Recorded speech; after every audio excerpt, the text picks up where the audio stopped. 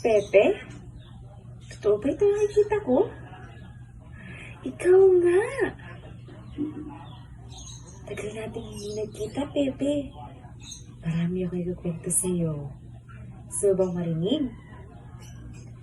Batid kong labis ang iyong kalungkutan dahil hindi ito ang iyong inaasahang mangyari sa amin. Pinalaya mo nga ang bansang ito mula sa mga dayong nananakop. Ngunit, ang mga kapwa ko Pinoy din ang siyang nandulupit sa amin.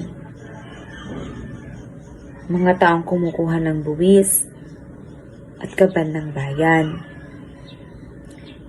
Wala rin silang pinagkaiba sa mga prelin noong sinauna. Sila rin ay nananamantala sa mga taong walang kamuwang-muwang na nagtatrabaho at nagbabayad ng buwis na sa huli ay sa kanilang bulsa rin napupunta. Ikaw ang nagsabi na kabataan ng pag-asa ng bayan. Ngunit, masasabi pa ba ngayon na kabataan nga ba ang magiging pag-asa ng bayan? Pepe, marami na sa amin ang naligaw ng landas na hindi pinahalagahan ang sakripisyo na ginawa mo sa ating bayan. Bakit mas inuuna nila ang sarili nila kaysa kapakanan sa ating bayan? Pepe, bakit ganun?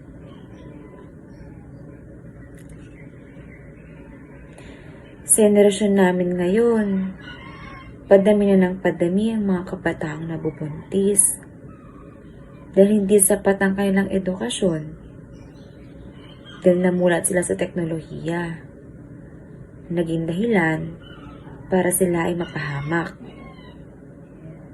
Korupsyon at kahirapan pa rin ang namumutawid sa ating bayan. Gobyernong nag-aaway-away at kawalang hustisya sa maliit na tao ng ating sambayanan. Hindi ba wala rin pinagkaiba nung ikaw yung nabubuhay? Hanggang ngayon, ganun pa rin sila. Ngunit, sa kabila ng lahat ng ito, Pepe, ako mismo, bilang isang batang bayani na may pag-asa at naniniwalang may magandang kinabukasan ang ating silangan, ang iyong sakripisyo, Pepe, sa ating bansa, nagpapahayag na mas lalo ako magpupursigi upang hindi maging Indyo sa mga mata nila, upang hindi matawag na tanga, para hindi malinlang ng kahit na sino. Dahil ang kabataang minsang tinawag mong pag-asa ay hindi lamang mananatiling salita, kundi magiging kilos, pagbabago, at kinabukasan para sa mga susunod na henerasyon. O nga pala, Pepe, anong oras na ba? Hala, magagabi na pala, Pepe. Muna na ako sa'yo, ha? Baka hinahanap na ako ni nanay, eh. Hanggang sa muli nating pagkikita, Pepe. Sana ay makakwentuhan ulit kita ng mas mahaba-habang kwentuhan pa. Natutuwa akong nakita kita ngayon at nakausap ng ganito katagal. Hanggang sa muli, Pepe.